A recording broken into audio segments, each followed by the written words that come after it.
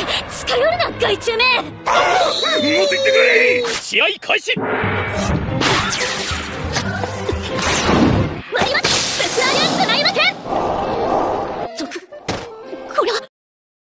Selamat datang di channel ini.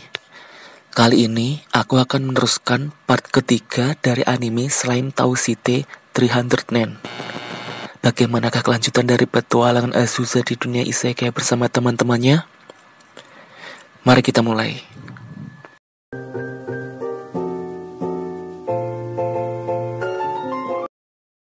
Pada part sebelumnya, Halkara dijebloskan ke penjara dikarenakan tanpa sengaja menyeruduk dagu Raja Iblis sampai pingsan, sehingga ia akan dijatuhi hukuman mati dengan cara ditusuk dan dibakar hidup-hidup seperti sate.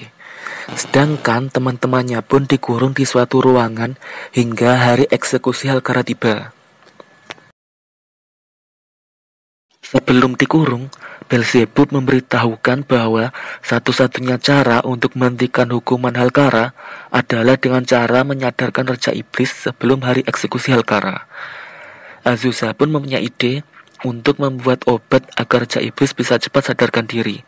Tapi semua bahan-bahan resepnya ada di luar, sehingga tidak mungkin mengambilnya keluar tanpa diketahui oleh para iblis penjaga. Untungnya, Laika bisa merubah wujudnya ke bentuk naga dalam ukuran yang mini, sehingga bisa mengambil bahan-bahan obat yang diperlukan. Setelah mengambil bahan dan selesai membuat obatnya, Vania, bug Spider-Man, memanjat gedung dengan membawa ransel besar. Vania disuruh oleh Belzebub agar mendandani Azusa sebagai dokter lengkap dengan tanduknya, supaya Azusa dikira dokter iblis agar bisa masuk menemui Raja Iblis dan memberinya obat. Saat akan masuk, mereka berdua dicegat oleh petinggi iblis yang mencurigai mereka karena iblis itu tahu semua dokter yang ada di kerajaan. Karena petinggi iblis itu semakin mencurigai mereka dan Vania gagap dalam menjelaskan, maka Azusa pun menunjukkan wujud aslinya dan meminta masuk ke dalam ruangan Raja Iblis. Tapi tentu saja ditolak oleh mereka, sehingga pertarungan pun tak terhindarkan.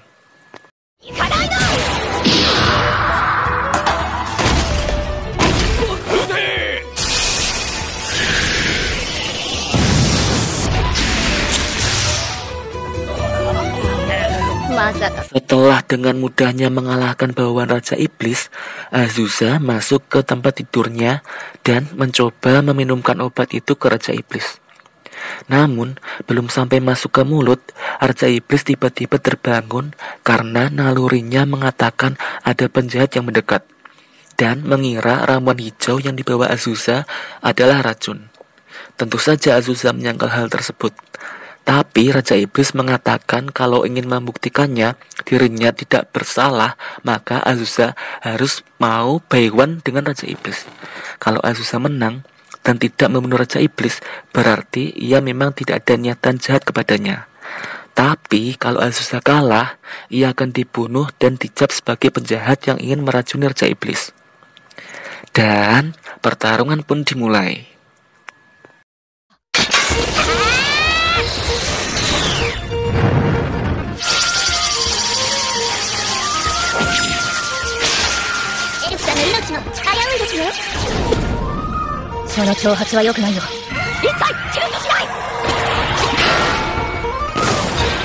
Setelah Raja Iblis kalah, ia malah memanggil Azusa dengan sebutan kakak, dikarenakan Raja Iblis ingin menghormati orang yang lebih kuat darinya.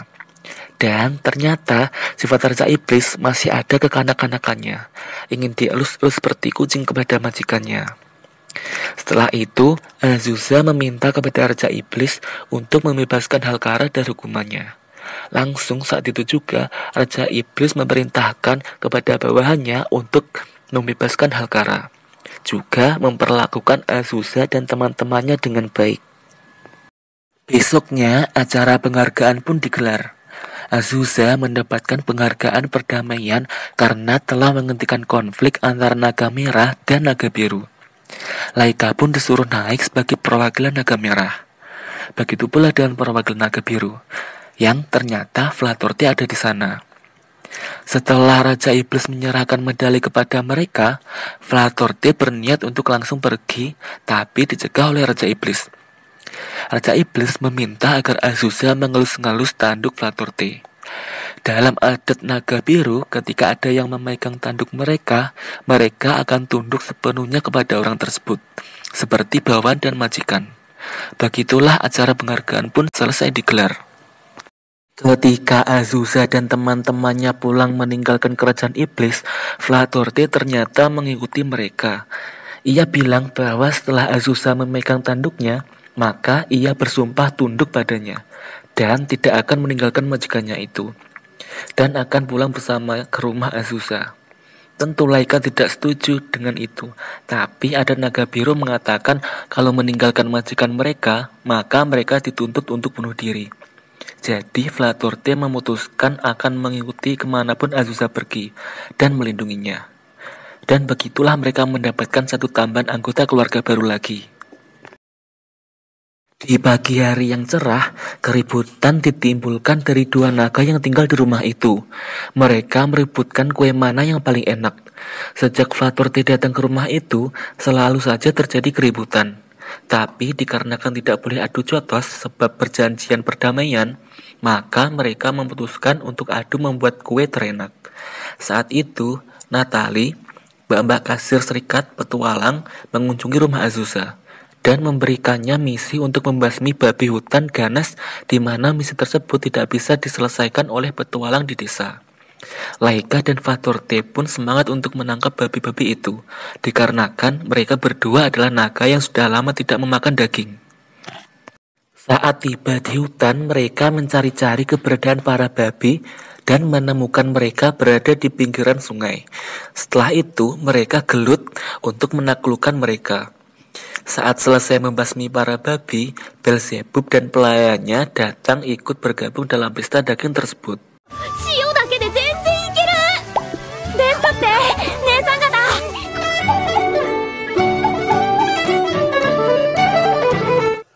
Saat bekerja sambilan, Azusa mendengar emak-emak yang lagi ngerumpi tentang adanya wanita penyihir dataran tinggi.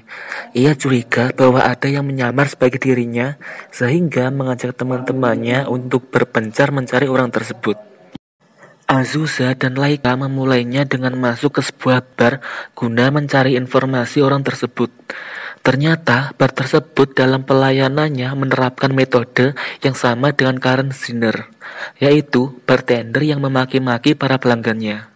Sedangkan para pelanggan menikmati semua hinaan yang ditunjukkan kepada mereka. Ketika Azusa menanyakan informasi tentang penyihir dataran tinggi palsu kepada bartender, sang bartender akan memberikan informasi dengan syarat Azusa dan Laika mau menghina para pelanggannya itu. その辺の男たちに悪口でも言ってもらえますか？酒臭い口で喋らないでくれる？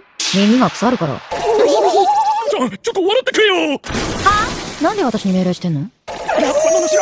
サバレ近寄るな害虫め。もうついてくれ。 Setelah mendapatkan informasi keberadaan penyihir dataran tinggi yang palsu, Azusa dan Laika pun menemukannya yang sedang berpidato dan dikerumuni oleh banyak orang. Azusa pun menerobos kerumunan orang dan memberikan kebenaran tentang penyihir dataran tinggi yang asli, sehingga nenek tua itu langsung lari meninggalkannya. Setelah tertangkap, ternyata nenek itu berubah menjadi gadis muda dan meminta maaf atas semua perbuatan yang telah dia lakukan. Setelah meminta maaf, dia mengajak Azusa dan Laika pergi ke tempat tinggalnya dan memperkenalkan dirinya sebagai penyihir yang bernama Eno. Ia adalah pembuat obat dan ingin menjualnya kepada orang-orang, sehingga Azusa pun mengajaknya untuk menjualnya di pasar bersama teman-temannya. Di hari yang lain, ketika Azusa memasak, Salsa menghampirinya sambil menangis. Lalu Azusa langsung pergi berlari menuju kamarnya. Di sana terdapat seekor slime. Ketika Azusa ingin membunuhnya, Salsa mencegahnya, karena slime itu adalah Valva yang berubah wujud menjadi slime. Ketika semua berkumpul untuk mendiskusikan bagaimana cara mengembalikan wujud Valva ke wujud manusianya lagi, mereka akhirnya memanggil Belzebub karena bangsa iblis lebih tahu tentang seluk-beluk monster. Belzebub pun memberitahu bahwa di kerajaan iblis ada slime yang disebut sebagai slime cerdas di sana. Akhirnya, mereka semua memutuskan untuk pergi menemui slime cerdas itu. Ketika sudah sampai di tempat slime cerdas, mereka terkejut ternyata dia adalah slime hitam yang tidak bisa berbicara. Cara slime itu berkomunikasi adalah dengan cara menunjuk papan yang mana terdapat tulisan sehingga orang lain dapat mengerti apa yang ingin dia sampaikan. Ketika Beelzebub menjelaskan keadaan Valva dan meminta informasi bagaimana cara mengembalikannya, slime itu menyuruh mereka pergi ke gunung tertinggi yang ditinggali oleh slime penyihir. Ketika mereka melakukan perjalanan dan menemukan rumah, mereka menghampirinya dan ternyata benar itu adalah rumah slime penyihir yang sedang merubah wujudnya menjadi manusia. Ketika mereka menjelaskan keadaan Valva, slime penyihir itu mengetahui penyebab Valva menjadi slime, yaitu dikarenakan salah dalam posisi tidur. Otot-ototnya kaku sehingga Valva tidak bisa mempertahankan wujud manusianya. Slime penyihir menyarankan untuk menemui slime petarung dikarenakan slime petarung itu mendapatkan wujud manusianya dari gerakan bela dirinya itu. Dan cara untuk menemuinya adalah dengan ikut turnamen bela diri, yang dimana slime petarung itu juga mengikuti kompetisi pertarungan tersebut. Setelah meninggalkan rumah slime penyihir, Azusa dan Beelzebub mendaftar untuk ikut serta dalam kompetisi pertarungan. Agar kalau mereka bisa mengalahkan slime petarung, mereka bisa meminta untuk mengembalikan Valva ke wujud manusianya. Dan turnamen pun dimulai.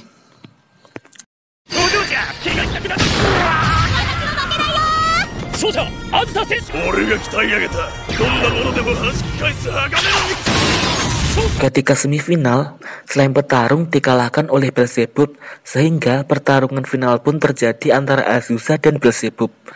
Setelah mengalahkan slime petarung, Beelzebub bernegosiasi dengannya agar bisa mengembalikan Valva ke wujud manusianya dan juga agar Azusa bisa serius menghadapinya di final. Beelzebub ingin sekali mengetahui siapa yang terkuat di antara mereka. Karena pertarungan yang sebenarnya, Beelzebub pingsan duluan terkena sihir penghalang.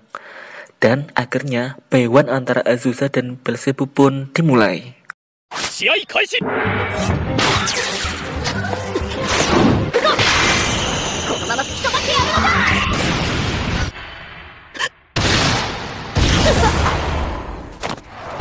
優勝はあずさ選手 Ketika Azusa berterima kasih kepada slime petarung malah ingin menjadikan Azusa sebagai gurunya. Tapi Azusa menolaknya. Akhirnya slime petarung ingin mengajak gelut ke Azusa untuk pantas tidaknya menjadikannya murid. Ketika akan mengayunkan pukulan, slime petarung malah takut kepada Azusa dikarenakan hawa yang dia keluarkan. Hawa yang telah jutaan kali membunuh slime sehingga ia ketakutan sampai pingsan. Setelah sadar, malah slime petarung itu meminta Beelzebub untuk menjadikannya muridnya.